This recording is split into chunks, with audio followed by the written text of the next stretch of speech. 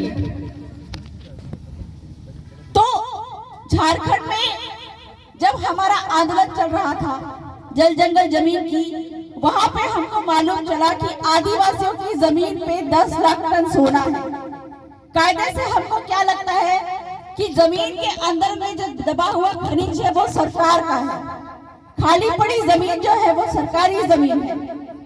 लेकिन मैं आपसे ये पूछना चाहूंगी कि जिस समय पे यहाँ पे कोई अंग्रेज नहीं था, मुगल नहीं था, तुर्क नहीं था, कोई भी विदेशी आक्रमणकारी नहीं थे, तब यहाँ पे कौन थे? यहाँ पे हमारे पुरखे थे, हमारे आदिवासी पुरखे थे, जिसको 5 जनवरी 2011 के जजमेंट में सुप्रीम कोर्ट ने नंदाबाई भील के जजमेंट में भी कहा है कि 8% आदिवासी और भील ही इस देश का असली मालिक है और बाकी के लोग विदेशी है, आक्रमणकारी है। इस कारण से ये जल जंगल जमीन हमारा है। वर्तमान के समय में भी अगर जल जंगल जमीन की लड़ाई होती है तो हम हाथों में तख्तियां पकड़कर आंदोलन करने के लिए निकल जाते हैं और क्या बोलते हैं कि जल जंगल जमीन हमारा है। अब मुझे ये बताइए कि ये जल जंगल जमीन हमारा कैसे है, ये कैसे साबित करेंगे? कोई अगर आपसे पूछे कि जल जंगल जमीन आपका है तो हम बता नहीं पाते हैं कि जल जंगल जमीन हमारा कैसे है। झारखंड में जैसा कि मैंने बताया 10 लाख टन सोना था, वहां पे भी जमीन की लड़ाई शुरू हुई और वहां पे जो संवैधानिक अधिकार और कायदा कानून की जानकारी देने के बाद में वहां के आदिवासियों ने पूरा का पूरा सोना और जितनी भी जमीनें थी उसको बचा कर रखा। वर्तमान में आपके बांसवाड़ा में भी विस्थापन की समस्या है, जो कंपनी यहाँ पे जमीनें लेना चाह रही है। और कहा जाए तो हम गुलाम नहीं है, हम मानसिक गुलामी में जी रहे हैं। एक छोटी सी कहानी के माध्यम से मैं समझाना चाहूंगी। एक छोटा सा हाथी का बच्चा को लेकर आया गया जंगल से और उसको बांध के रखा गया, किससे? लोहे की जंजीर से। जब उसको बांध के रखा गया, हाथी का बच्चा उसको तोड़ने की कोशिश करने लगा। तोड़ने की कोशिश किया, तोड़ नहीं पाया, बहुत मजबूत नहीं था वो। फिर धीरे धीरे करके उसके मालिक ने उस जंजीर की जगह में एक रस्सी से उसको बांधना शुरू किया। जब रस्सी से बांधना शुरू किया, फिर से हाथी के बच्चे ने क्या किया, उसको तोड़ना शुरू किया, लेकिन वो उसे टूटा नहीं। धीरे धीरे करके वो हाथी का बच्चा बड़ा होता गया, लेकिन उसने उस जंजीर को और उस रस्सी को तोड़ना छोड़ दिया, कोशिश करना छोड़ दिया। और फिर वो बहुत बड़ा हो गया और वर्तमान के समय में वो चाहे तो उस जंजीर को या उस आपका कहा जाए उस रस्सी को तोड़ सकता है, लेकिन वो उसको तोड़ने की कोशिश नहीं करता है। क्यों? क्योंकि वो आज गुलाम नहीं है, वो मानसिक गुलाम है। उसको आज भी लग रहा है कि मैं गुलामी में जी रहा हूं। ठीक यही चीज आदिवासियों के साथ में है। अगर हमारी जमीनें छीन जाती है, सरकार ले लेती है, कंपनी ले लेती है, तो हमको क्या लगता है कि वो जमीन सरकार की हो गई, अब वो हमको वापस नहीं मिलेगा। तो मैं आपको ये बताना चाहती हूँ कि नोएडा, दिल्ली में नोएडा में ट्विन टावर के नाम पे बहुत बड़ी संरचना थी, करोड़ों का बिल्डिंग था।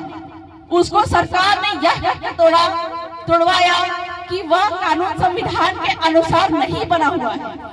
ठीक इसी प्रकार आपके सुप्रीम कोर्ट के जजमेंट है, संविधान है, कायदा है, कानून है। जैसा कि आपका सुप्रीम कोर्ट का पी रमी रेड्डी जजमेंट क्या बोलता है, आपको जानना पड़ेगा। वो बोलता है कि आदिवासी की जमीन पाचन क्षेत्र में आदिवासी की जमीन आदिवासी को ही बिकेगी, और अगर गैर आदिवासी की भी जमीन यहाँ पे है तो वो भी बिकेगी, तो आदिवासी को ही बिकेगी। आपके राजस्थान टेनेंसी एक्ट में क्या लिखा हुआ है कि कलेक्टर अगर जमीन किसी को हस्तांतरित करेगा तो आदिवासी की जमीन आदिवासी को ही देगा और एससी की जमीन एससी को ही देगा। बावजूद उसके कलेक्टर महोदय अगर आदिवासी की जमीन गैर आदिवासी को देते हैं तो यहाँ पे कलेक्टर महोदय ही इसके जिम्मेदार है, कायदा कानून का उल्लंघन कर रहे हैं, और इस एवज में उस कलेक्टर महोदय को, संबंधित कलेक्टर महोदय पर देशद्रोह का कानून लगना चाहिए।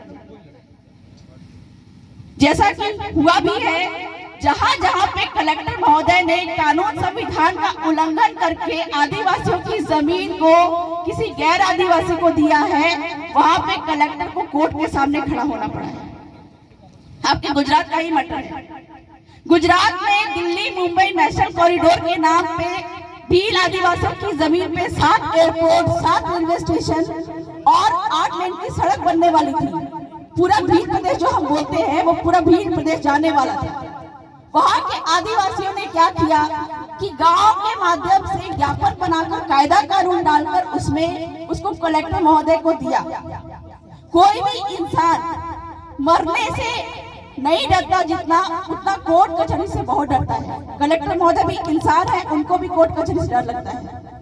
तो वहां के जो स्थानीय कलेक्टर महोदय थे, उन्होंने गांव की बात मानकर साल भर तक उस कंपनी को, नितिन गडकरी जो कि राष्ट्रीय राजमार्ग का हेड है अभी, उसको कंपनी उसको जमीन देने से इनकार कर दिया, भीलों की जमीन देने से इनकार कर दिया।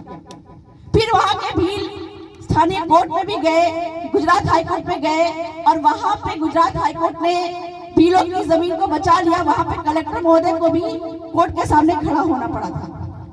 तो वर्तमान में कोई भी अगर असंवैधानिक काम करता है, गैर कानूनी काम करता है, तो उसको भी कोर्ट में खड़े होने की जरूरत है। और चूंकि हम आज भी मानसिक गुलामी में जी रहे हैं, हमको पता ही नहीं है कि हमारे अधिकार क्या है, इस कारण से आज भी मालिक होते हुए भी हम गुलामी में जी रहे हैं। तो झारखंड में 10 लाख टन सोना आदिवासियों ने बचाया। वर्तमान के समय में भी आदिवासी किसी के सामने हाथ कहा जाए कि वो मालिक है, उसको किसी के सामने हाथ फैलाने की जरूरत नहीं है। लेकिन आदिवासी इतना गुलाम हो गया है कि अपने जल जंगल जमीन पे जो उनको पैसा है उसको निकालने में असमर्थ है। झारखंड में 10 लाख टन सोना आदिवासियों की जमीन पे निकला। 46 लाख टन सोना गोंड आदिवासियों की जमीन पे सिंगरौली में है और आपके बांसवाड़ा के घाटों में भीलों की जमीन पे 11 करोड़ टन सोना है।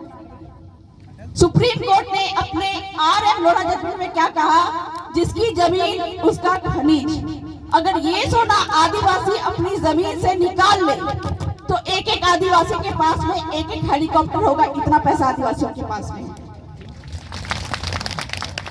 लेकिन हम गुलाम नहीं हैं, हम मानसिक गुलामी में जी रहे हैं। और सुप्रीम कोर्ट ने समता जजमेंट में ये कहा कि आदिवासी समिति के माध्यम से उसकी जमीन के अंदर में जो भी खनिज है उसको निकाल पाएगा। और वर्तमान में यहाँ पे भी जो परमाणु